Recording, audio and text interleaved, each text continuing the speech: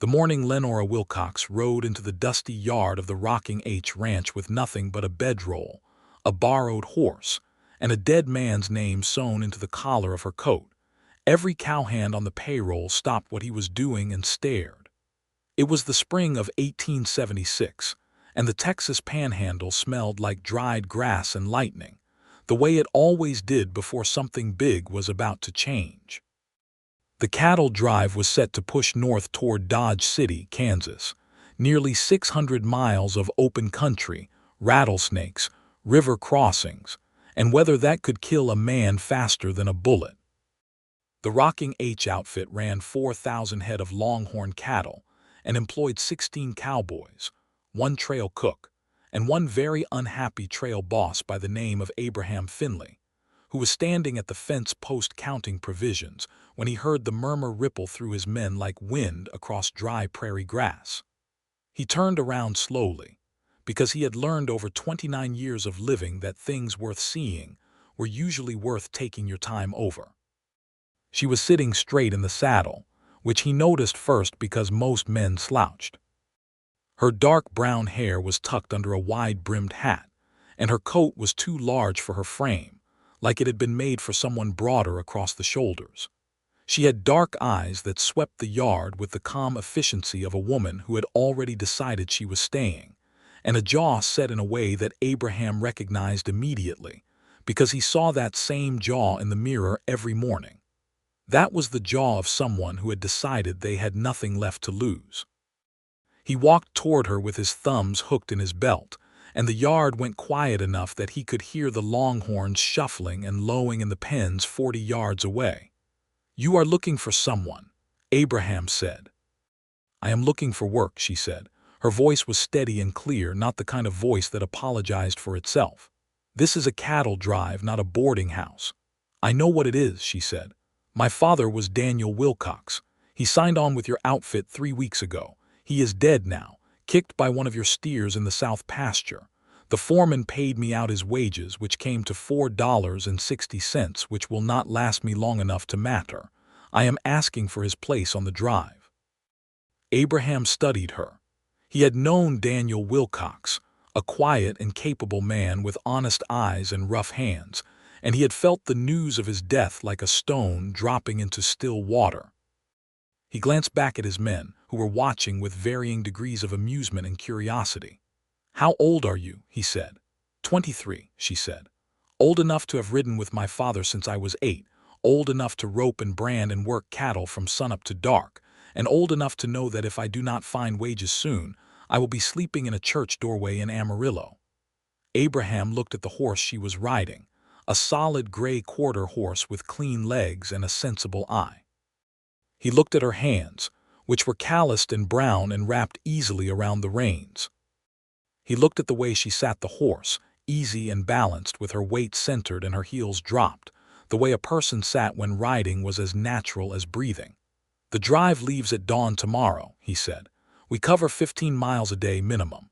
We cross 3 rivers including the Canadian, and we push through Indian territory. It is brutal, cold at night and blazing hot by midday, and I have no patience for anyone who slows the herd." "I am not slow," she said. "What is your name?" "Lenora Wilcox." He held her gaze for a long moment. Somewhere behind him, one of his cowboys, a red-headed young man named Cal Prout, snorted with poorly concealed laughter. Abraham did not look at Cal. He kept his eyes on Lenora. "Keep up and you stay," he said. "Fall behind and you find your own way home. There are no exceptions, not for weather, not for sickness, not for being a woman. You ride drag, which means you eat dust from 4,000 cattle for the better part of a month. You do not complain. You pull your weight. You bunk separate from the men. You agree to those terms." "Yes," she said, without hesitation and without relief, as though she had never doubted the outcome. "Report to Silas Choke, my trail cook. He will tell you where to put your gear." She dismounted smoothly, led her gray horse toward the hitching rail, and did not look back at any of them. Abraham watched her go with a feeling he could not immediately name, something between respect and unease, and something else entirely that he pushed down firmly and went back to counting provisions. Cal Prout appeared at his elbow like a bad smell. "Boss," Cal said, "you cannot be serious." "I am always serious," Abraham said. "Go check on the remuda." The night before the drive began was soft and dark, lit by a broad stretch of stars that the Texas sky displayed like it was trying to show off. Lenora set up her bedroll away from the bunkhouse, under a scrub oak near the cook wagon, and lay on her back looking at the stars with her hands folded across her chest. She was not afraid, exactly. She had ridden every inch of the Panhandle country with her father, and she understood cattle and horses and hard work the way other women understood needle and thread. What she understood less well was men, particularly large, serious, dark-eyed trail bosses who looked at her as though she were a problem to be solved, and then offered her the most miserable position on the drive without blinking. She thought about her father. She thought about the way he used to whistle while he worked, a thin, cheerful sound that cut through the noise of the herd like a thread of silver. She thought about how he had taught her to rope, standing behind her on the practice post, his big hands guiding her wrists, his voice patient and warm. She pressed her hands flat against the ground beside her, feeling the cool Texas earth, and did not cry, because she had cried herself dry 3 days ago and there was nothing left. And besides, crying would not feed her or shelter her or carry her toward a better future. She would ride drag if that was what it took. She would eat dust and sweat and keep up. She turned over and slept. The herd moved out at first light, the longhorns bellowing and pushing against each other in the slow churning river of horn, and hide that Abraham had looked upon every spring for the past 7 years and still found slightly miraculous. He rode point with a steady older cowhand named Bud Delaney, watching the lead steers settle into their rhythm, the whole herd gradually stretching out across the flat grassland like a brown tide. At the rear, barely visible through the cloud of red Texas dust, Lenora Wilcox rode drag. Drag was the worst position on any cattle drive. The drag riders rode behind the entire herd, eating the dust kicked up by 4,000 animals, pushing the laggards forward, dealing with the footsore and the stubborn and the downright ornery cattle that wanted nothing to do with moving north. Experienced trail bosses often assigned drag to the newest or least skilled cowboys, which told you something about the position's reputation. What it did not account for was that some people could endure more than others. By the end of the first day, when the herd was bedded down on a flat stretch near a creek, and the cook fire was going, and the smell of Sela's Choke's beans and salt pork was drifting across the camp, Lenora rode into camp looking like she had been rolled in red earth and left to bake. Her face was caked with dust, her lips were cracked, and there was a long scratch across the back of her right hand where a longhorn's horn had caught her while she was pushing a steer back into line. But her horse was cool and unsweated, cared for before she herself had taken any water, and she unsaddled and rubbed the gray down with calm, methodical movements that any man who knew horses would recognize as competence. Abraham watched from across the fire, eating his beans, saying nothing. Cal Prout and another cowhand, a stocky Mexican-born rider named Tomás Reyes, were watching her too, though Tomás at least had the decency to look like he was impressed rather than entertained. Cal was grinning in a way that Abraham did not like. "She made it," Tomás said quietly to Cal. "I thought she would be gone by noon." "Day is not over yet," Cal said. "Day is over," Abraham said without looking up from his plate. "Eat your food, Prout.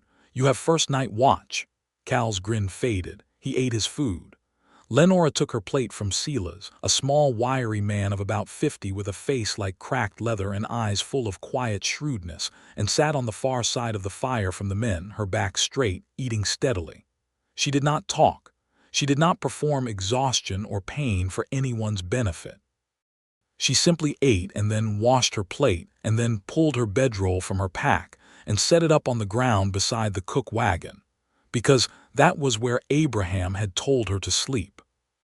After the camp had quieted and most of the men were sleeping or on watch, Abraham walked the perimeter of the herd in the soft dark, listening to the cattle settle and breathe, watching the night sky.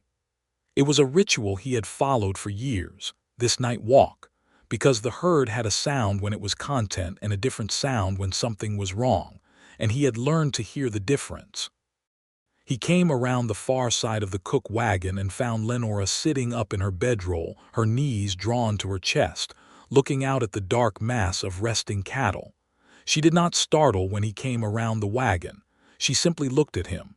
"Cannot sleep," he said. "I sleep light," she said.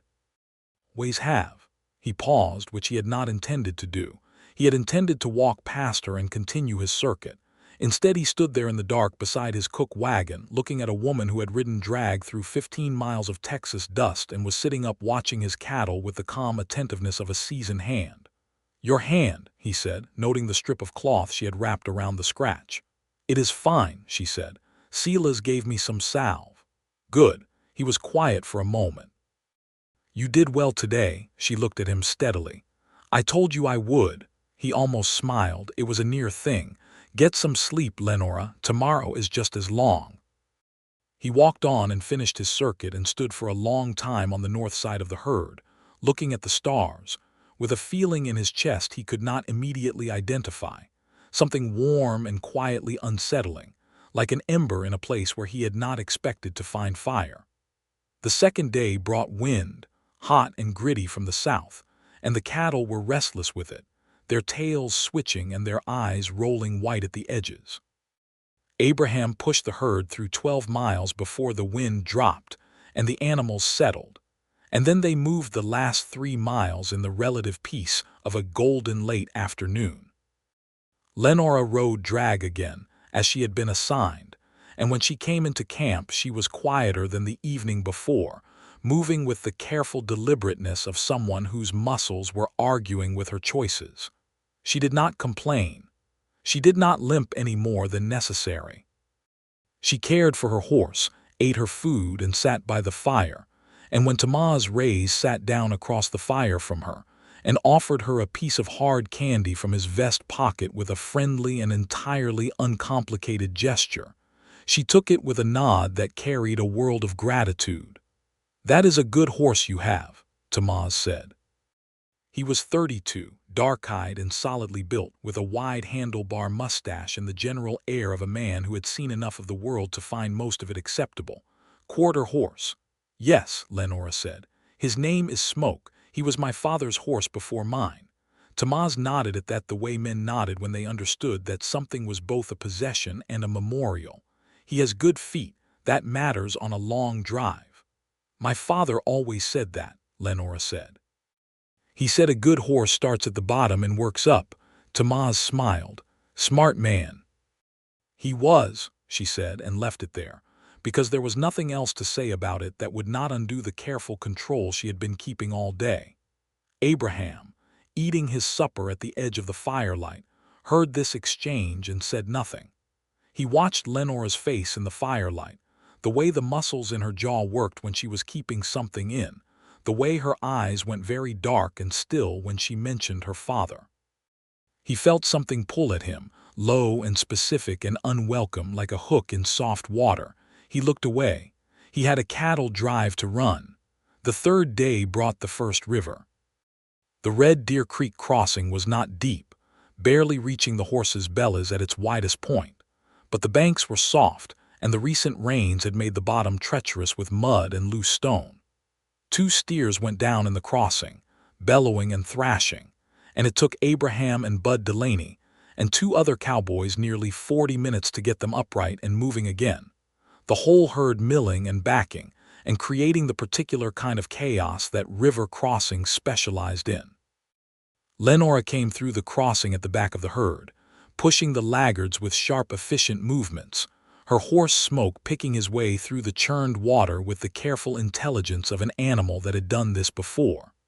When the last of the drag cattle came up the far bank, she was right behind them, her boots soaked and her hat dark with creek water, and she looked no more bothered by it than if she had walked through a damp doorway.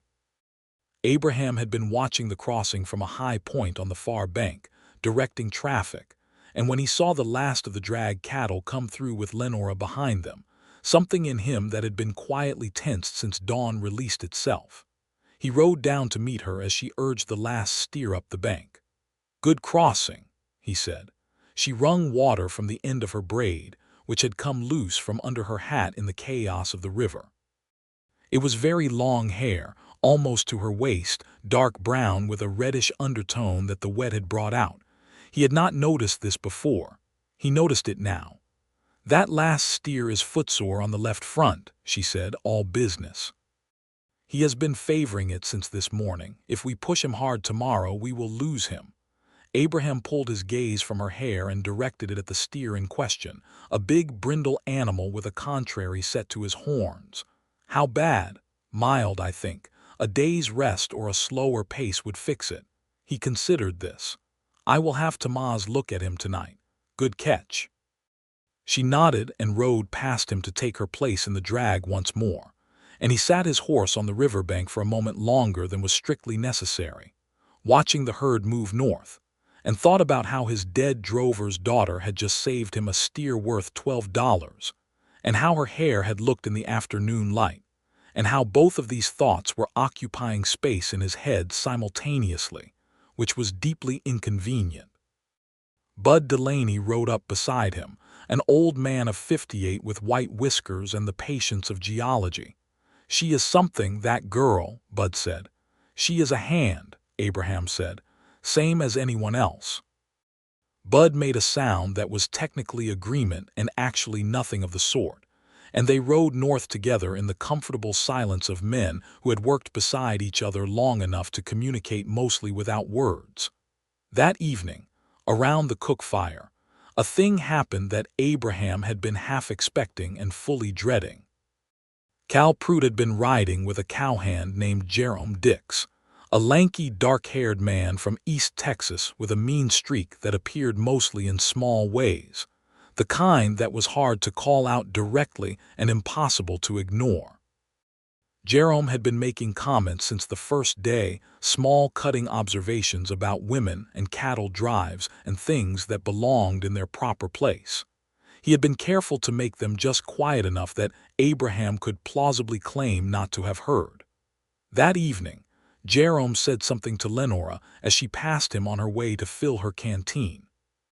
Abraham did not hear the words, but he saw Lenora stop and turn and look at Jerome Dix with an expression that was perfectly level and perfectly cold. "Say that again," she said. Jerome grinned. "I said it seems like drag work suits some people more than others." "That is not what you said," Lenora replied. The fire crackled. The cattle shifted and breathed in the dark behind them. "Jerome," Abraham said from his seat on a log at the edge of the fire, his voice very quiet. Jerome looked at him. "You are on dawn watch tomorrow," Abraham said, "starting at 3 in the morning for the rest of the drive." Jerome opened his mouth. "Unless you would rather collect your wages here and walk back to Amarillo," Abraham said. Jerome closed his mouth. He looked at Lenora, who was watching him with the calm expression of a woman who had already won and was simply waiting for the other party to understand it. He looked back at Abraham. He nodded once, short and angry, and walked away to his bedroll. The fire crackled again. Cal Pruitt looked at his boots. Tamaz Reyes refilled his coffee cup with the careful attention of a man who did not want to smile too visibly. Lenora filled her canteen and sat down on her log and said nothing about any of it, which Abraham thought was either admirable restraint or remarkable self-possession, and he suspected it was both. She caught him looking at her briefly across the fire. He looked away first, which was not something he was accustomed to doing. Day 5 brought something that changed the nature of the drive entirely, and it began with a sound before dawn. A low rolling thunder that was not thunder because the sky was clear and full of stars. Abraham was out of his blankets before the sound registered fully in his conscious mind, because his body knew what that sound was before his brain did. He was shouting before he was fully upright. "Stampede! All hands!" The herd was running nor-northwest, 4,000 longhorns moving in the dark at full gallop, the ground shaking with the weight of them, the sound an enormous roar that seemed to swallow all other sounds. Abraham was in the saddle on his night horse, a coal-black gelding named Tempest, within 30 seconds of waking, riding hard to the left flank of the stampede to try to curve the leaders around, to make the herd circle itself and slow. All around him he could hear his cowboys riding in the dark, shouting, whistling, firing their pistols into the air to turn the lead steers. The darkness made everything more dangerous, horses stumbling on unseen ground, cattle cutting unpredictably, the noise making it nearly impossible to communicate.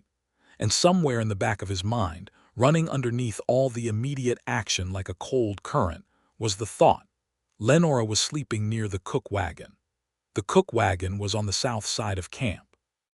The herd had run north. She should be safe, should be. He drove Tempest hard along the left flank, pressing the lead steers, curving them right, the herd beginning to bend, beginning to circle, the stampede energy starting to dissipate as the cattle ran back into themselves. It took nearly an hour. When it was done, when the last of the cattle had slowed to a milling walk, and the night was full of the sound of blowing horses and cursing cowboys, and the gradual return of something like calm, Abraham turned Tempest and rode back toward camp. He found Lenora about a quarter-mile south of where the cook wagon had been, sitting on smoke in the dark, pushing 3 stray steers back toward the main herd. She had at some point in the chaos saddled her horse, gathered strays, and gone to work. He pulled up beside her, and for a moment neither of them spoke, because there were 3 annoyed longhorns between them and conversation was not the immediate priority. Together, they pushed the strays back to the main herd, working in the dark with the wordless efficiency of people who understood each other's movements, turning when the other turned, pressing when the other pressed. When the 3 steers merged back with the herd and they were alone in the dark grass with their horses blowing and the camp fire visible a half-mile south, Abraham said, "Are you hurt?" "No," she said. "Are you?" "No." He looked at her in the starlight, this woman who had woken in the dark during a stampede and saddled her horse and gone out to push strays. "What woke you?" "The ground started shaking," she said. "I have heard that sound before. I knew what it was." "Smart." "My father taught me," she said simply. There it was again, that shadow across her face when she mentioned Daniel Wilcox, that brief flicker of something raw and unguarded that she pulled back almost as soon as it appeared. Abraham wanted, with a sudden and specific urgency that surprised him, to say something useful about grief, something that might make the shadow lift for a moment. He had lost people himself. He knew the weight of it. "He was a good man," Abraham said. "Your father, I hired him because he had the best hands on the horse I ever saw a man sit." Lenora was quiet for a moment. "He would have liked you saying that. It is the truth." She looked at him then, fully and directly, and in the starlight he could see that her eyes were bright, not with tears but with something more complicated than tears, the kind of brightness that comes when someone has been holding something very heavy for a long time and someone else has just briefly helped carry it. "Thank you," she said. He nodded. He turned Tempest south toward camp. After a moment she rode beside him, and they rode back together in the quiet dark, close enough that their stirrups nearly touched, and Abraham thought that if this were any other situation, any other woman, any other time, he might have reached over and taken her hand. But it was not any other situation, and he was the trail boss and she was his drover, and so he kept his hands on his reins and said nothing and tried to be sensible about all of it. He was not entirely successful. The stampede had scattered the herd across a wide stretch of ground, and it took the better part of the next day to gather the cattle back, count them, and establish that they had lost only 6 head, which was a miracle of small proportions. The cowboys were tired and short-tempered and operating on 3 hours of sleep, and Abraham kept the day's progress to 8 miles to let men and animals both recover. Around the midday rest, while the herd grazed and the cowboys took turns sleeping in the shade of the cook wagon, Lenora found Abraham standing at the edge of a shallow ravine, looking at the country to the north. She brought him a cup of coffee which she had poured from Silas's pot and carried across the camp without ceremony or announcement and held it out to him. He looked at the coffee, then at her. "You brought me coffee," he said. "Silas made enough for everyone," she said. "You missed breakfast." He took the cup. He drank it.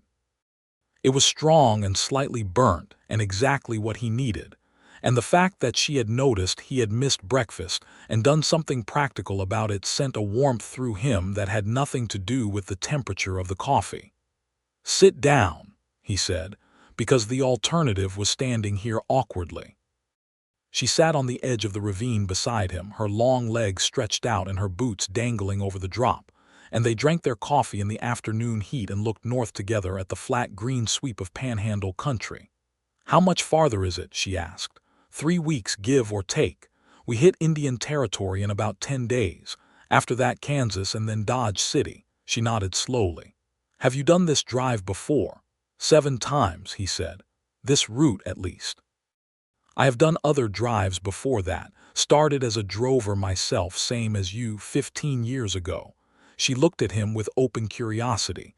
"You are 29 now." "I am," he said. "Then you started when you were 14. 15, he said.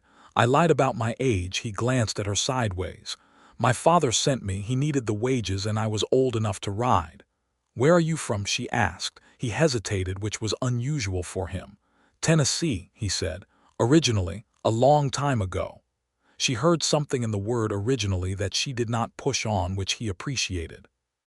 People who had come west usually had reasons that were either simple or complicated, and either way they were their own. "I have never been anywhere but Texas," she said. "My whole life just this state." "What do you want from Dodge City?" he said. "When you collect your wages." She was quiet for a moment. "A fresh start," she said. "I do not know what that looks like exactly, but I know I cannot stay in Amarillo. Everything there is just my father not being in it." He understood that completely and specifically, the way grief redecorates a place you loved until you cannot walk through it without walking through absence. "Kansas is not so bad," he said. "There is land, work." "Land for a woman alone," he considered this. "It is harder. I will not tell you otherwise." "I am not afraid of hard," she said. He looked at her profile against the afternoon sky, the straight nose and the determined jaw and the eyes that were always watching the horizon. He thought about the fact that she had ridden 6 days of drag through Texas heat and done it without a single word of complaint, that she had woken in a stampede and saddled her horse and gone to work, that she had brought him coffee because she noticed he had missed breakfast. "I know you are not," he said.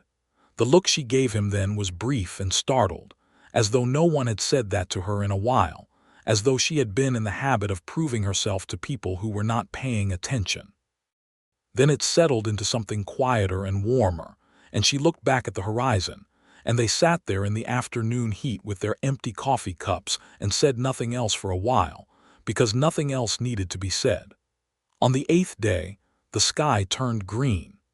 Abraham had seen that particular shade of green exactly 4 times in his life, and every single time it had preceded a tornado.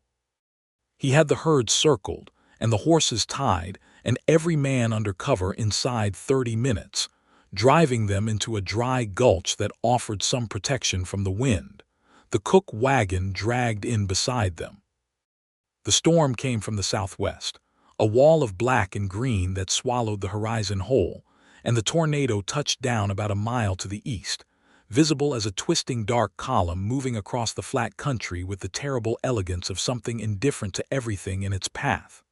The longhorns pressed together in the gulch, too scared to run, which was actually preferable to another stampede, and the men pressed beside them, holding their horses, the wind screaming overhead.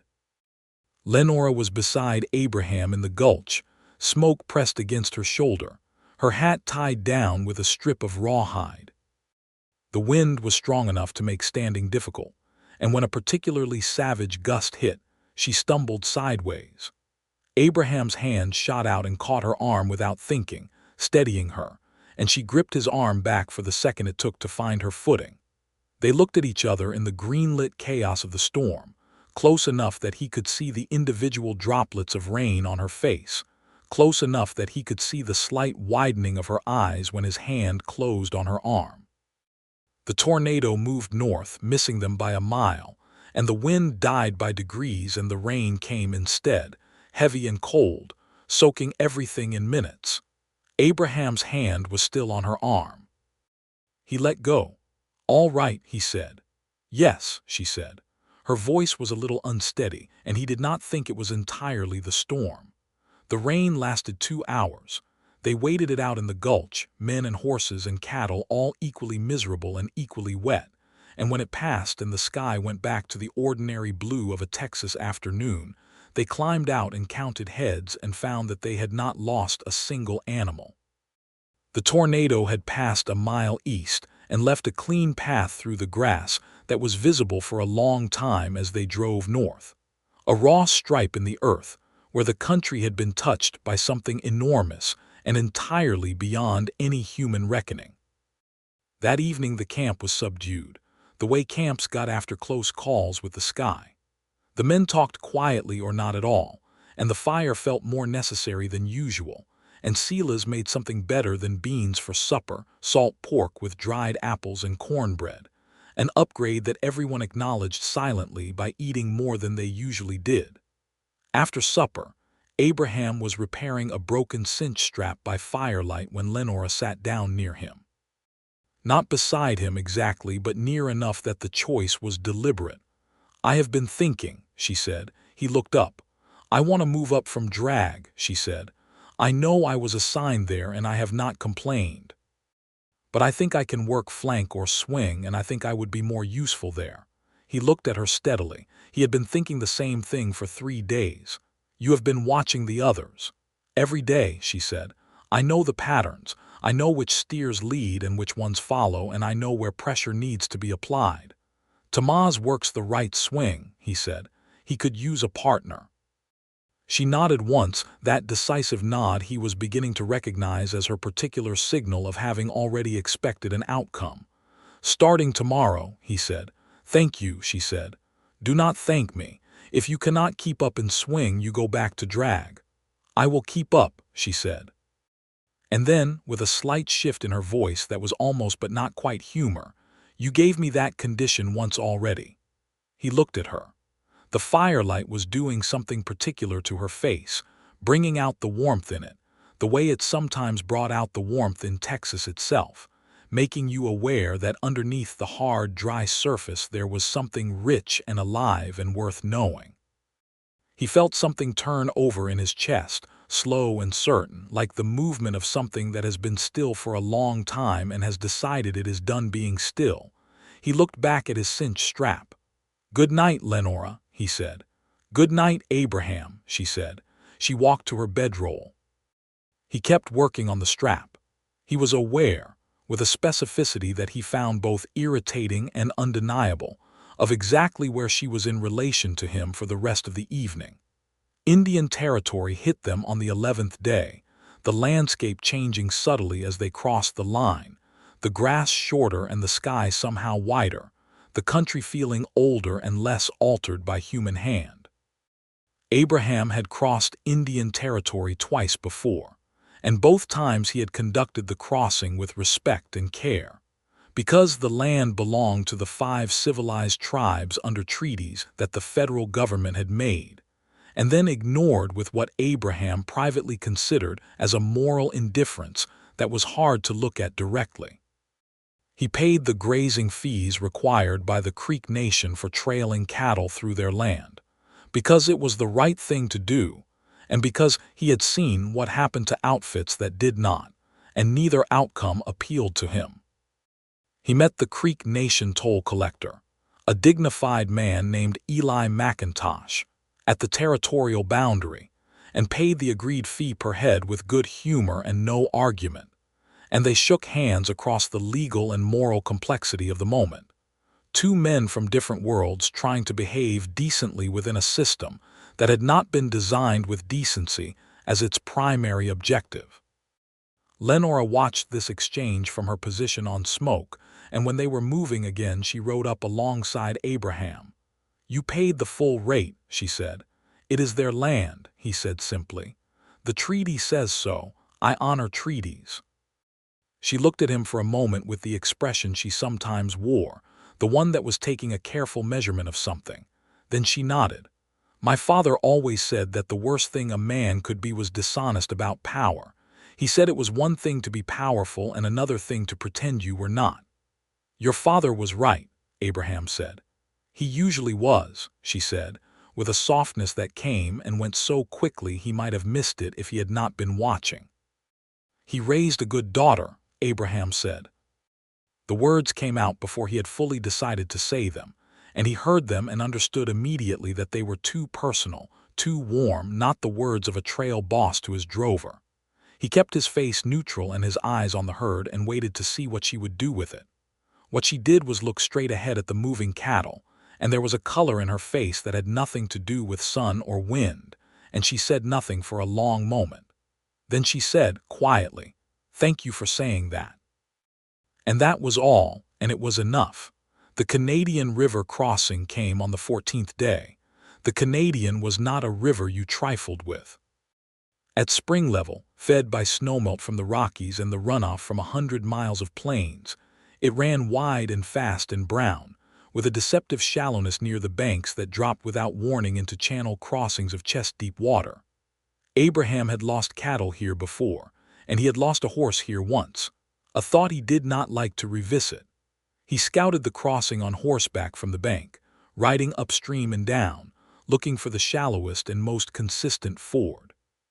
He found one about a half-mile upstream from where the Kishom traffic usually crossed, a place where a gravel bar extended most of the way across, and the channel was narrowest. "We go here," he told his assembled cowboys at the bank. "Experienced swimmers take the lead. I want 2 men in the water at the channel helping the cattle keep direction. Everybody else pushes from the rear and flanks. Nobody crosses alone, pairs or groups. You hear me?" He looked at Lenora as he said this last part because she was the one he was most worried about, and she met his gaze with steady composure. They put the lead steers in first.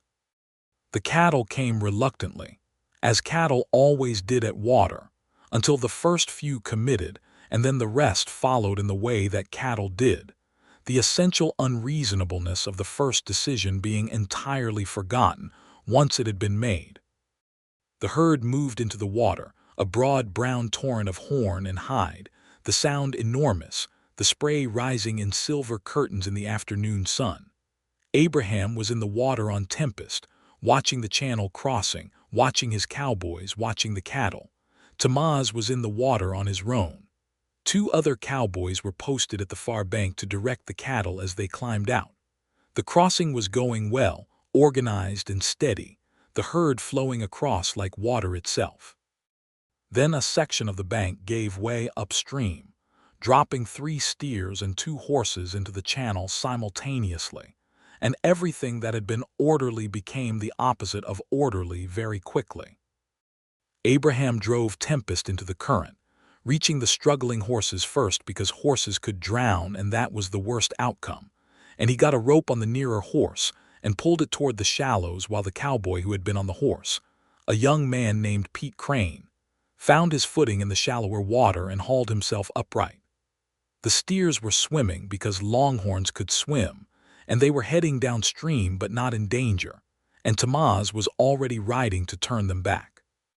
In the chaos of this, Abraham lost track of Lenora for approximately 30 seconds, which felt considerably longer than that. He found her on the far bank, having already crossed, helping the steers from the collapsed section come up the bank by positioning smoke to create a channel of direction. She had read the chaos and responded to the most solvable part of it, which was the far bank confusion, and she was doing it efficiently and without drama. He got his 3 steers sorted. Pete Crane was standing in the shallows, soaking wet and embarrassed but unhurt. The crossing resumed. The last of the cattle came through the water and up the bank into Kansas. Kansas. They were in Kansas. There was a sound from the cowboys, not quite a cheer but the compressed release of 2 weeks of hard work arriving at a meaningful milestone, and even the cattle seemed to sense the change in the air, settling into the good Kansas grass with a satisfaction that was almost anthropomorphic. Abraham rode up beside Lenora on the far bank. She was breathing hard, her horse equally blown, and there was a long wet smear of river mud across her jaw. "Good work at the bank," he said. The downstream cattle were under control, she said. The bank was the problem. I know, he said. That is why I am telling you it was good work. She looked at him, slightly breathless still, river water dripping from the brim of her hat, the late afternoon sun behind her doing something unfair to the whole picture of her. Abraham sat tempest and felt something in himself that was neither manageable nor particularly comfortable and entirely beyond his immediate ability to address. How far to Dodge City from here? She asked. 5 or 6 days, he said, if the weather holds. She nodded and looked north toward the bluegrass horizon of Kansas, and he could see on her face the particular expression of someone who has completed one hard thing and is steadying themselves for what comes next. The fresh start she had spoken about. The unknown shape of a better future. And here he was, about to deliver her to it. He turned Tempest north with a feeling he could no longer pretend was simple or professional, and rode to the front of the herd. The 5 days across southern Kansas were different from anything that had come before. The country was greener, the grass thicker and sweeter, and the herd moved well in it, making good miles, the cattle fat and contented and cooperative in a way that trail bosses rarely got to experience. The weather stayed clear. The nights were cold but not brutal, the stars absolutely magnificent, the kind of nights that reminded Abraham why he had never been able to stay indoors for very long. He and Lenora began to ride together in the evenings. It was not planned or announced. It developed the way things develop when two people who are aware of each other happen to occupy the same spaces repeatedly, and find that conversation comes more easily than silence. After supper, when the herd was settled and the night watch was posted and the other cowboys had retired to their bedrolls, Abraham would do his evening circuit of the camp and Lenora would fall into step beside him, or rather beside Tempest, because she was on foot and he was on horseback for most of it, and they would walk and talk. Or he would sit on the tongue of the cook wagon after the fire was banked, and she would bring her mending and sit nearby, and they would be quiet together in the comfortable way of people who have been tested by the same hard things and found each other adequate. She told him about growing up in Texas, about her father and the small cattle operation they had worked before the bank called in its notes after a bad year and they had lost the land. About her mother, who had died of fever when Lenora was 11, and how after that it had been just the two of them, her and her father, moving from ranch to ranch following the seasonal work. About how she had learned to read from a cattleman's wife in West Texas who had taken a brief interest in her education and given her 3 books, which she had read until the pages fell out. Abraham told her about Tennessee, which he rarely talked about the farm his father had worked, the war that had come through when he was a boy and changed everything in ways that were still being sorted out, the sense of a world turned over and rearranged. About walking west at 15 with 40 cents and the clothes on his back and finding cattle work in Texas because it was the first thing offered that paid, and discovering to his own surprise that he was good at it in a way he had not been good at much else. "Did you ever want to go back?" she asked one evening, the two of them walking the north side of the camp, the cattle visible as dark shapes in the moonlight. "No," he said, with a certainty that had no complexity in it. "West is forward. East is the past." She considered this. "I think that is why my father liked drives," she said. "They always go north, always forward." He looked at her in the moonlight. She was wearing her coat against the Kansas night chill, her hair braided loosely over one shoulder, her face turned slightly up toward the stars. She was not the most beautiful woman he had ever seen in a conventional sense, but she was something more than beautiful in the way that mattered, something that had to do with the quality of her attention, and the set of her shoulders and the specific way she engaged with whatever was in front of her, fully and without reservation. He was in love with her. The recognition arrived not as a revelation, but as an acknowledgement of something that had been true for some time, and he had simply been declining to look at directly.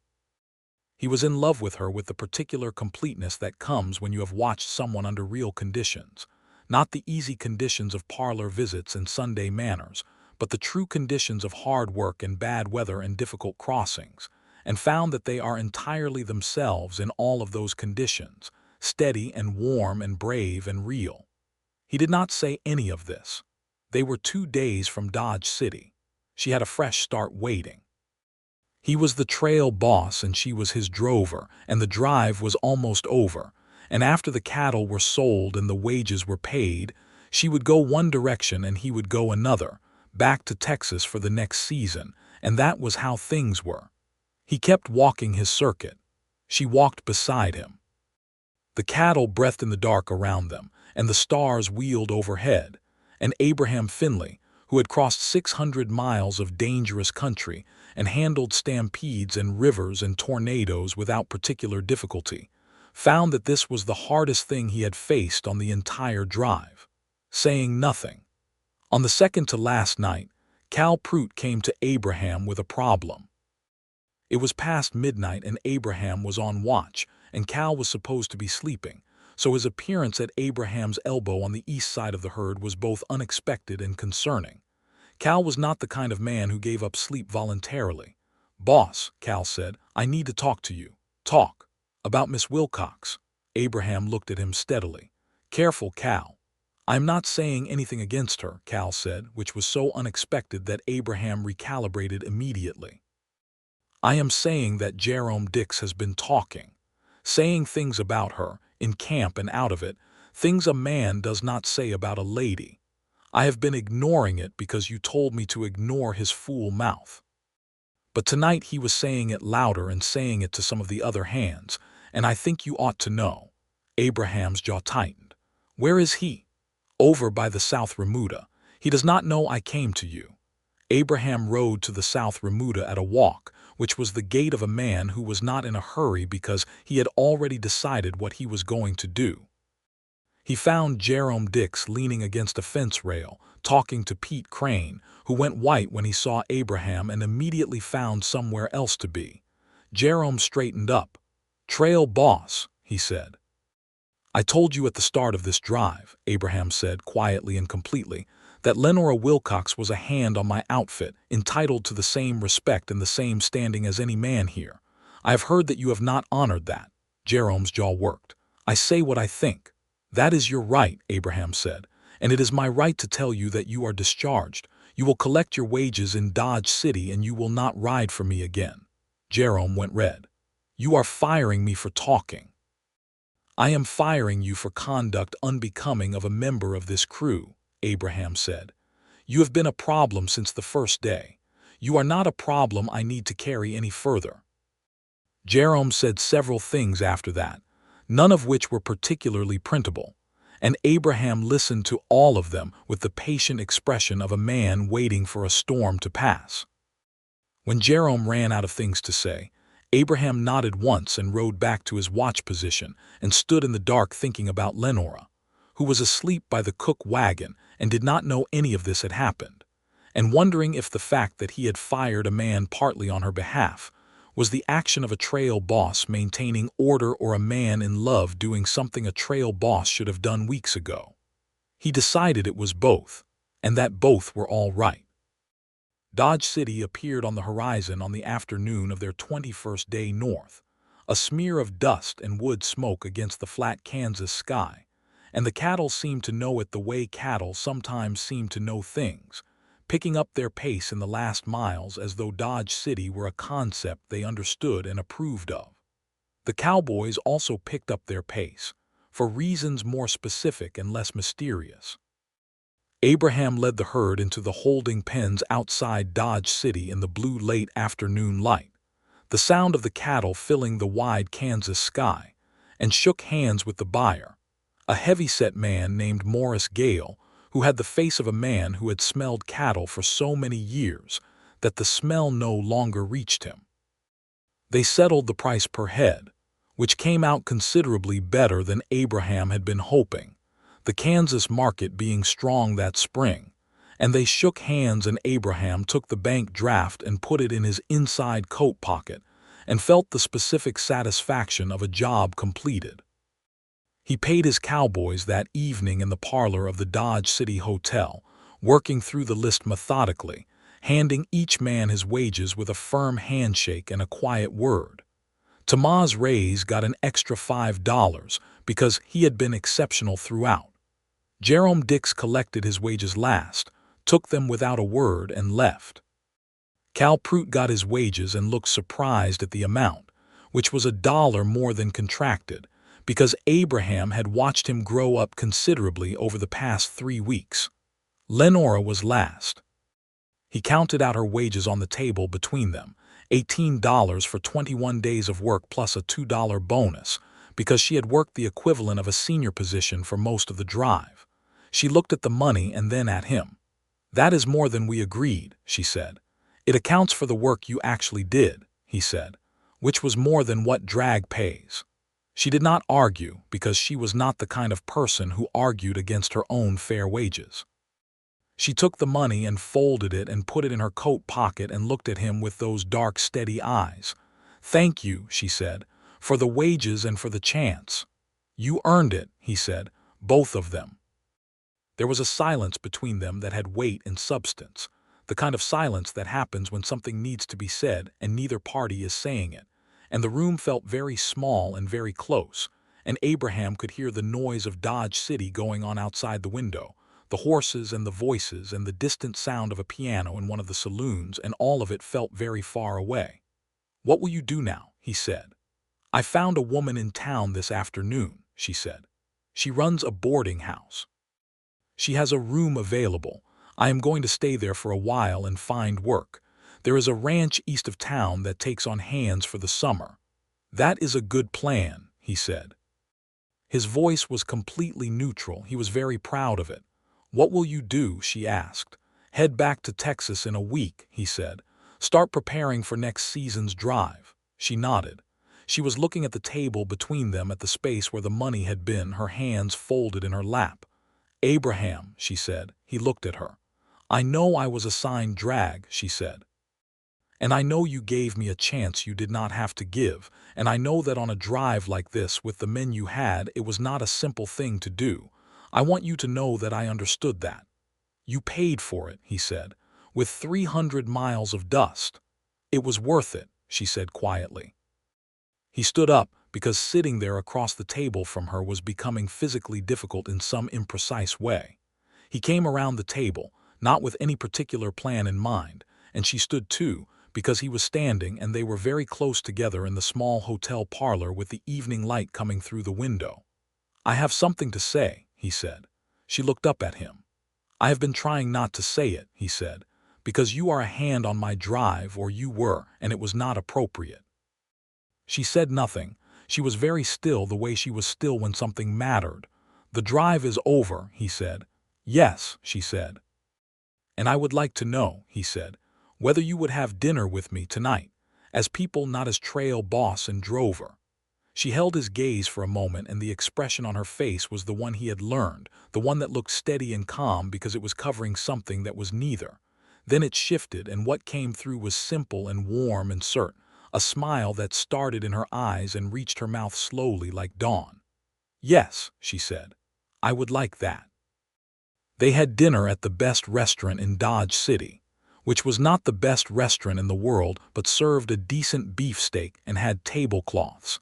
And they sat across from each other and talked for 2 hours without the cattle or the weather or the logistics of a drive between them. Just 2 people in a good light discovering each other in the way that had been accumulating for 3 weeks of hard country and honest days. He told her about what he wanted, eventually the land he had been saving for, a piece of country in the Texas Panhandle that he had been watching for 3 years, waiting for the owner to sell, a good stretch of grass with water rights and the particular quality of light that Abraham associated with home. He had a plan for it, modest but real, a working ranch, enough cattle to sustain itself, enough space to breathe. She told him what she had wanted for years without quite letting herself want it, land and work that was hers, a permanent place, roots that would not get pulled up the next time a bank came calling. She told him about the 3 books she had read until the pages fell out, and what they had been, and he told her he had a small shelf of books at the Rocking H bunkhouse, which was not many but was more than none. "I did not think you read," she said, with a slight smile. "I did not think you would be the only woman to ride drag on a cattle drive," he said, "and yet here we are." She laughed. It was the first time he had heard her laugh, a real laugh, full-throated and surprised, and the sound of it rearranged something in his chest into a configuration that felt considerably more functional than what had been there before. He walked her back to the boarding house in the warm Kansas night, the town still lively around them, the saloons doing their business and the horses at the rails and the wide sky overhead doing its perpetual show with stars. At the door of the boarding house she turned to face him on the porch. "Thank you for dinner," she said. "Thank you for saying yes to it," he said. There was the pause, the particular pause. He was 31 inches from her. He counted because counting was something he did when he was trying to think clearly. "Lenora," he said. "Abraham," she said, and the way she said his name, not as a summons but as a statement, as a thing that she had decided, told him what he needed to know. He crossed the 31 inches and kissed her on the porch of the Dodge City boarding house under the May stars of 1876, with the sound of Kansas going on all around them. And she kissed him back with the same directness she brought to everything, fully and without reservation, her hands coming up to his coat lapels, and the warmth of it went through him like water through dry ground, finding every parched and thirsty place. When they stopped, she was looking at him with that new smile, the one that had started in her eyes. "I rode drag for 300 miles, she said softly, "and I still would for this." He laughed because it was true and absurd in her, entirely and completely her. He held her face in his hands for a moment and looked at her and thought that of all the things he had found in 29 years of moving west and forward, this was the best. "Stay in Kansas," he said. "Work the summer. I am coming back through in the fall." "That is not a question," she observed. "No," he said, "it is not." "Then it had better be a promise," she said. "It is," he said, "I promise." He meant it in the way that some promises are made before you have fully understood their scope, and then life turns around and shows you the scope, and the right thing is to be glad you made the promise anyway. He rode back to Texas in the first week of June, with the bank draft in his pocket and Lenora Wilcox's name in his mind like a song that would not stop, which was not the worst condition he had been in, but was possibly the most distracting. He had things to do. He had a season to plan, and a ranch to run and men to pay and cattle to buy. He did all of it, the way he always did, competently and efficiently and with his full attention, which was a little less full than usual because a portion of it was perpetually occupied by the question of what Lenora was doing at that precise moment, which he recognized as not particularly productive but could not entirely remedy. He wrote her letters, which was not something he had expected to do. He had not written personal letters since the age of 17, when he had written his father once from West Texas to say he was alive and not to worry, and his father had not written back, which was its own kind of answer. He wrote to Lenora with the pen that Silas had left behind in the cook wagon, and a bottle of ink he bought in Amarillo, careful measured sentences that did not quite say everything they meant, but that she, he suspected, would read correctly. She wrote back.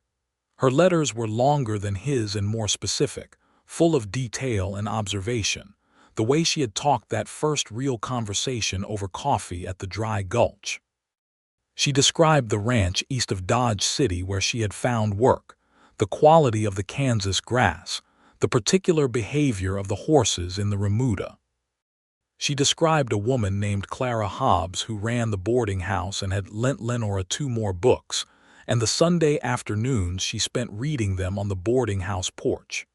She did not say that she missed him, not directly, but she described things that she thought he would find interesting or beautiful, and that was the same thing. He went back in September. He had told himself it would be a brief stop, a few days in Dodge City on some imagined business, but he was on the road north from Amarillo before the pretense had fully convinced even himself. He made good time, riding Tempest with a spare horse packed with a bedroll and a change of clothes and, somewhat surprisingly even to himself, a small wrapped package in the saddlebag that he had spent 40 minutes selecting in an Amarillo dry goods store. He arrived in Dodge City on a Wednesday afternoon, stabled Tempest at the livery, and went directly to the boarding house, where Clara Hobbs answered the door and looked at him with the expression of a woman who has been briefed on a situation and found it generally acceptable. "She is at the ranch until sundown," Clara said. "She will be back for supper." He waited on the boarding house porch, which was something he was not particularly good at, waiting, and he did it by sitting in the porch chair with his hat in his hands and looking at the Kansas afternoon and thinking about land and cattle and the particular quality of October light on dry grass. He heard her horse before he saw her, the sound of Smoke's hooves on the dry road, and then she was turning into the boarding house lane, and she saw him on the porch, and she did not slow Smoke down. She pushed him faster, and she was off the horse and up the porch steps, and he was standing by then, and she walked straight into him with the directness of someone who has been waiting to do exactly this and is done waiting. He held her for a long moment with his face in her hair and the October wind pulling at them both and the Kansas afternoon going golden around them. "You came back," she said, into his coat. "I told you I would," he said. "I know," she said. "I just wanted to hear that you came back." He gave her the package from the saddlebag at supper, across the table in Clara Hobbs's dining room, because he had not yet found a better moment and supper seemed as good as any. She unwrapped it carefully, the brown paper coming off in neat pieces because she was careful with things. Inside was a small, beautiful compass, brass and glass, with a needle that swung true north. She looked at it for a long moment. "For a woman who said she had never been anywhere but Texas," he said. She looked up at him, and the expression on her face was so full of something warm and unguarded that he felt it like a physical warmth. "Abraham," she said. "I have something else to say," he said, "and this time I am not going to try not to say it." She waited. "I love you," he said. "I have been in love with you since at least the Canadian River crossing and probably since earlier than that, and I have spent 4 months being reasonably competent at everything except that fact. And the land I told you about in Texas, the piece of country in the Panhandle, I made an offer on it last month. The owner accepted." She was very still in the way she was still when things mattered. "I am asking you to come home with me," he said. "Not as a drover, as my wife if you will have me. To build something real on real land, with water rights and room to breathe.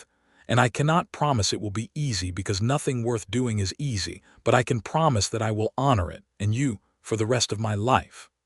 Clara Hobbs, who was tactfully pretending to be occupied with the kitchen, was not occupied with the kitchen at all and was listening with her whole attention. Lenora set the compass down on the table between them, very gently, and reached across and took his hands in hers. Her hands were warm and calloused and certain. "Yes," she said. "Abraham Finley, yes." He turned his hands over and held hers and felt the specific solidity of a thing decided, the weight of it settling into place like a river finding its bed, easy and complete and inevitable. Clara Hobbs emerged from the kitchen to pour coffee and did not comment on the fact that her eyes were slightly bright, because she was a practical woman and not given to displays. They were married in Dodge City at the end of October 1876, in a small ceremony at the Methodist Church, with Clara Hobbs and Tomás Reyes, who had come up from Texas for the occasion with his customary wide handlebar mustache and an expression of profound satisfaction, as witnesses. Bud Delaney sent a letter from the Rocking H with his congratulations, and the observation that he had known from the day Lenora rode into the Rocking H yard that she was not the kind of woman who could be kept from what she wanted, and that he was glad Abraham had been smart enough to figure that out. They left Dodge City in November, heading south on the same road that the cattle drive had come north on, though the world looked entirely different from the other direction, softer and more familiar. the landmarks of the drive appearing in reverse order like a memory being replayed. At the Canadian River crossing, Abraham stopped Tempest on the bank and looked at the ford where the bank had given way and the steers had gone into the current. Lenora stopped Smoke beside him. "I see you looking," she said. "Do you remember this crossing?" he said. "I remember all of them," she said. "But this one, yes. You caught me when the wind hit during the storm." She paused. "That was when I started to think something I had been trying not to think." He looked at her. She was wearing her old coat, the one too big for her shoulders, and her hair was loose today under her hat, longer now than it had been in the spring, almost to her waist when she unbraided it. She looked entirely herself, which was the most beautiful thing he knew. "What were you thinking?" he said. "That you had good hands," she said, with a slight smile that he recognized as the one that preceded something sincere, "and that you were not as hard as you were trying to be." He thought about this. "Am I still trying to be hard?" "No," she said. "Not with me, at least." "No," he agreed. "Not with you." They crossed the Canadian without incident. The water lower now in November, cold and clear, and continued south into Texas. The land Abraham had purchased lay in the southeastern panhandle, a good stretch of mixed grass country with a creek that ran reliable water year-round and a rise to the north that broke the worst of the winter wind. There was a house on it, small but solid, built of Texas stone with a sound roof and 2 rooms that could become more with some work. There was a barn. There was a corral. There was a pump at the well that worked. Lenora stood in the door of the stone house and looked at the 2 rooms and the creek visible through the window and the broad grass country all around, and Abraham stood behind her waiting for her verdict, which mattered to him more than any cattle price he had ever negotiated. "It is good," she said. "It is very good." "I thought you would think so," he said. She turned around and looked at him in the doorway, this house behind her that was hers, this country around them that was theirs, this man in front of her who had said keep up and you stay, and then proceeded to stay himself in every way that mattered. "We have a lot of work to do," she said. "Yes," he said. "We do." "Then we had better start," she said. They worked through that first winter with the focused, practical urgency of 2 people who know what they are building and want to build it well. Abraham expanded the corral and reinforced the barn against the panhandle wind, which was its own species of weather, determined and cold, and capable of finding every gap in every wall. Lenora managed the house with the same efficiency she had brought to everything else, making it habitable and then comfortable. And then, gradually and unmistakably, a home, the kind of home that has warmth in it that has nothing to do with the temperature and everything to do with the quality of attention brought to it. They bought cattle in the spring of 1877, 50 head to start, Longhorn crosses with enough hardy blood in them to handle the Texas country, and they branded them with a new brand they designed together, the WF Connected, for Wilcox Finley, because Abraham had not hesitated when she mentioned that she thought both names should be there. "It is both of ours," he said simply. "Most men would not think so," she said. "Most men are wrong about more than they realize," he said. Tomás Reyes came to work for them in the spring of 1877, having decided that the Rocking H was not the same without Abraham, and that Texas was large enough for 2 outfits, and that he liked the panhandle country. He brought his horse and his mustache and his general competence, and turned out to be the kind of hand that small outfits run on, reliable and skilled and quietly proud of belonging to something worth belonging to. By the fall of 1877, the WF ranch had grown to 120 head.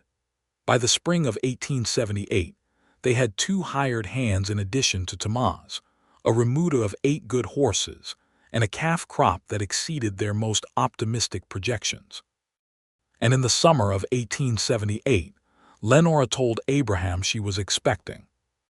He was in the corral working with a young horse when she came out of the house and stood at the fence rail and said it plainly, because she was constitutionally incapable of being indirect about things that mattered. He stopped what he was doing with the horse and looked at her over the top rail. He crossed the corral in 6 steps and came through the gate and took her face in his hands in the way he had that first night in Dodge City, careful and certain, and looked at her. "Are you all right?" he said, because the question underneath the question was, how are you feeling, and are you frightened, and is there anything you need from me right now? She heard all of it. "I am very well," she said. "I am happy." "Then I am happy," he said, and kissed her forehead and held her for a long moment in the warm Texas summer, the cattle moving in the distance, the grass going gold at the edges, the big sky doing its perpetual blue. Their son was born in the February of 1879, healthy and loud, with his father's dark eyes and his mother's jaw, a combination that everyone who saw him predicted would produce a person of formidable character. They named him Daniel, for the grandfather he would not know, and Abraham held him on the first morning of his life and felt something move through him so large and quiet that he had no words for it. Only the weight of the boy in his arms and the sound of Lenora resting in the next room, and the winter light coming through the stone house windows, and the whole present moment being entirely and completely sufficient. Lenora recovered with the brisk efficiency she brought to everything, and Daniel proved to be the kind of baby who was unhappy only when hungry and otherwise disposed to observe the world with the wide-eyed composure of someone who found it generally interesting. Tomás became his unofficial second uncle, a role he discharged with complete seriousness and the occasional piece of hard candy from his vest pocket. By the time Daniel was old enough to sit up on his own, Lenora was back in the saddle for the lighter ranch work, a fact that surprised some of their neighbors and surprised no one who actually knew her. Abraham had offered once to hire a woman to help in the house so that Lenora could rest more, and she had looked at him with such specific patience that he had not offered again, understanding that what she needed was not less to do but more capacity to do it, and that the two things were different. The WF Ranch grew steadily through the late 1870s and into the 1880s, not dramatically but with the satisfying consistency of something built on honest foundations. They ran their first drive north in the spring of 1880, a small one by the standards of the big outfits, 700 head, Abraham as trail boss, Tomás as segundo, Lenora handling the supply and logistics from the home end, and riding out to meet them at the territorial boundary with fresh provisions and a thoroughness of preparation that made every man on the drive grateful. On the second drive, in 1881, she rode with them. Not drag this time. She rode swing, right side, and Abraham did not hesitate about it, and did not make a point of it, simply assigned her the position she was qualified for, which is the only way to assign positions on a working cattle drive. The three new cowboys who had not worked for WF before watched the trail boss's wife working her position with the efficiency of a 10-year hand, and came to their own conclusions quietly and kept them to themselves, which was the correct response. Daniel turned 2 in the February of 1881 and was, by all accounts, already attempting to climb into the corral to reach the horses, which Abraham was privately proud of and publicly responsible about.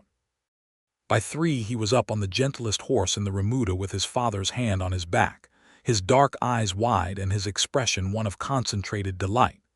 In the fall of 1882, Lenora told Abraham she was expecting again. This time he was at the kitchen table when she told him, and she was standing in the doorway from the other room with her arms folded in the particular way she folded them when she was braced for a response. He looked at her from the table. "Sit down," he said. She sat down across from him. "How are you feeling?" he said. "Good," she said. "Better than the first time so far." He reached across the table and took her hand. She looked at their hands, linked on the table, and then at him, and the particular softness he had first seen in her eyes on that porch in Dodge City was there again, steady and warm and entirely sure. "Good," he said. Their second child was a girl, born in the June of 1883, with her mother's dark eyes and a considerable amount of hair and an opinion about things that she expressed clearly and without ambiguity from approximately the first hour. They named her Clara, for the boarding house woman in Dodge City who had poured coffee and pretended not to listen and been a witness at their wedding. And when they wrote to the actual Clara Hobbs with the news, she wrote back a letter that was shorter than usual and contained the information that she was extremely pleased and also that she was not sentimental about it. And the fact that the paper was slightly wavy in 2 spots was entirely attributable to the humidity of the Kansas spring. Daniel received his sister with the serious interest of a child who has been prepared carefully by 2 competent people, and decided that the whole arrangement was generally agreeable, especially the part where she occasionally gripped his finger and refused to let go. The WF Ranch in the fall of 1883 was a different thing from the small operation Abraham had started in 1876. They ran close to 400 head now, had a proper bunkhouse for 5 hands, a second barn, an extended house with enough rooms that there was always a place to sleep if someone needed one. The stone house that had been 2 rooms was now 6, with a broad covered porch on the south side where Lenora kept a chair and sometimes read in the afternoons, those books whose pages she had once worn out reread in better bindings now, a small shelf growing slowly in the front room. Abraham drove the last of the fall cattle to the market in Amarillo in October of 1883 and came home to find his house warm and lit from every window, and the smell of supper coming from the kitchen, and his wife on the porch with young Daniel at her feet, playing with a carved wooden horse that Tamaz had made him, and little Clara making her opinion about something known to the general Texas evening. He sat Tempest in the yard for a moment before he dismounted, just looking at all of it, the whole accumulated specific ordinary miracle of it. Lenora looked up from the porch and saw him there. "Good market," she called. "Good market," he said. She smiled, and it was the smile, the one from the Dodge City porch, the one that started in her eyes.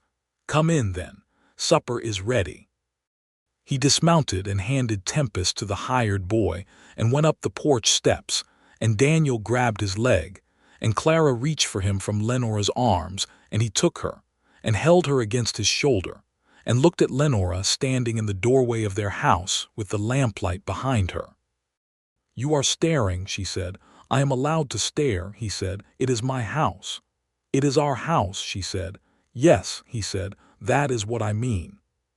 She held his gaze for a moment with those dark eyes that had looked at him across a cattle yard in 1876 and not looked away, that had been steady and clear and certain through stampedes and river crossings and tornadoes, and the Canadian River in full spring flood and 200 miles of Texas dust, and all the ordinary and extraordinary country that lay between then and now.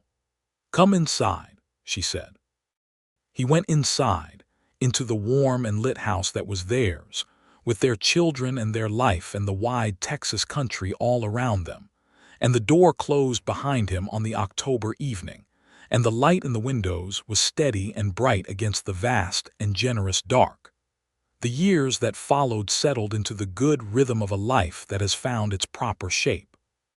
Daniel grew into a serious and capable boy with his father's patience and his mother's directness, and by the time he was 7, he could ride any horse in the remuda, and by 10, he was riding alongside the hands during the easier ranch work, learning the cattle with the same concentrated attention his mother had always given to things worth knowing.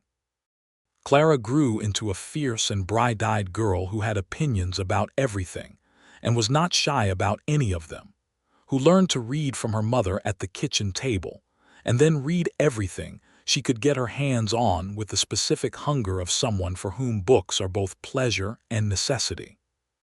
Lenora taught them both to ride, to rope, to read the weather and the cattle and the country.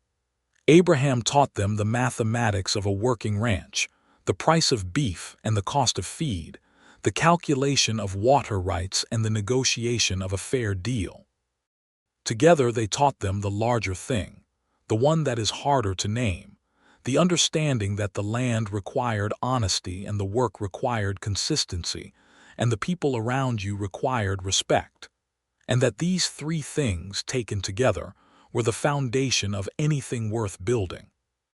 Tomás Reyes became a permanent fixture at the WF Ranch, the kind of person whose departure would have required a fundamental reorganization of everything, and he seemed to understand this and to have made his peace with it contentedly. He was godfather to both children, a role he took with complete seriousness and the occasional piece of hard candy, and he spent his evenings in the bunkhouse and his Sundays at the main house table, and the arrangement suited everyone perfectly.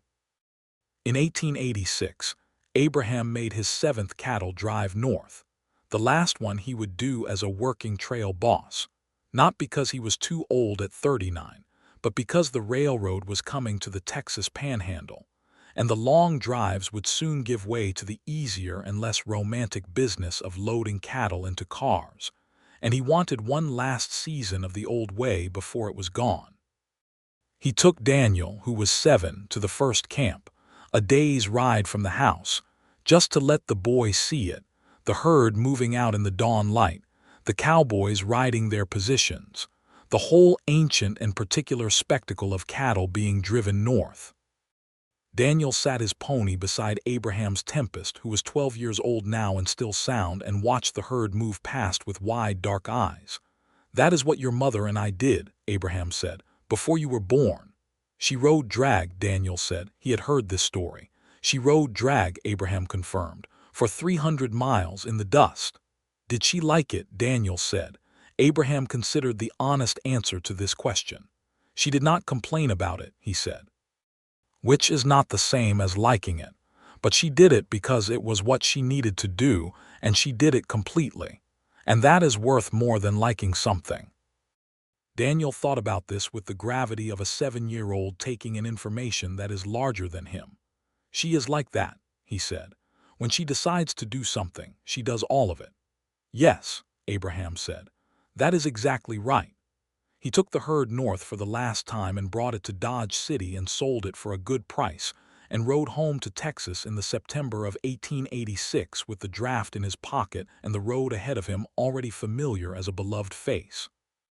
He found Lenora on the porch, which was where she often was in the late afternoon, with the book she was currently reading and a cup of tea, watching the long light lie across the grass country. She heard his horse and looked up, and the expression on her face when she saw him coming was a thing he had been coming home to for 10 years, and it had not diminished by a single degree from the first time. He put Tempest away and went up to the porch and sat in the chair beside her, and she reached over without ceremony and took his hand. "Good drive," she said. "Good drive," he said. "Last one." She looked at him. "The railroad will be through in a year or two," he said. "The long drives are done. We will ship by car from here on." She was quiet for a moment. "How do you feel about that?" He thought about it honestly. "Ready," he said. "I was ready 10 years ago, I think, and did not know it." She squeezed his hand. "10 years ago you were standing in the yard of the rocking H looking at me like I was a problem to be solved."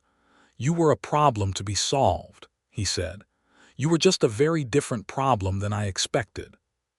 She laughed, that full-throated surprised laugh that he had first heard in Dodge City and that had not changed in all the years since, and the sound of it went out across the Texas evening, and the grass moved in the warm wind, and the cattle were settling in the south pasture, and Daniel and Clara were somewhere in the house because he could hear them, and all of it was exactly what it was supposed to be.